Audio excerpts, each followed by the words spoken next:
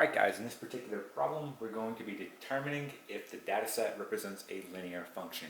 Now this will be a very quick example. This is pretty straightforward. And all you have to know here when you're trying to determine if a data set is going to be a linear function is to look at your x and y values. So if we have a constant rate of change between our x values and a constant rate of change between our y values, that tells us that the data set is going to be a linear function. All right, so we have to have a constant rate of change between our x values and a constant rate of change between our y values. So let's take a look at our first example right here on the left. So if we look at the rate of change between the x values, right, we can see that we're going, well, it looks like we're going plus 2, right? So plus 2 from here to here, right? From here to here, we're going plus 2. And from here to here, we're doing plus 2. That is a constant rate of change between our x values. Now, we also need a constant rate of change between our y values in order for it to be a linear function. So let's see what happens. So if we're going from -1 to 2, well, that's going to be plus 3.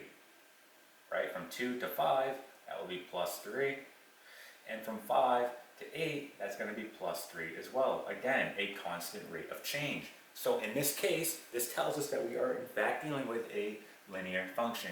So this guy here is going to be linear. Okay, so this is a linear function, right? It's linear. Let's try this guy right here. All right, so going ahead and looking at our x values, we can see, right, that we're decreasing here. This is -2, -2, and -2. Again, that is a constant rate of change. So our x values check out. Let's try our y values now. Going from 0 to 1, well, that's just going to be plus 1. Going from 1 to 3, that's plus 2. 3 to 6, that's plus 3. So we can see with our y values here, unfortunately, these are not going to be a constant rate of change, right? So even though our x values checked out, our y values did not. So again, we need both of them to have a constant rate of change. So this one is going to be not linear.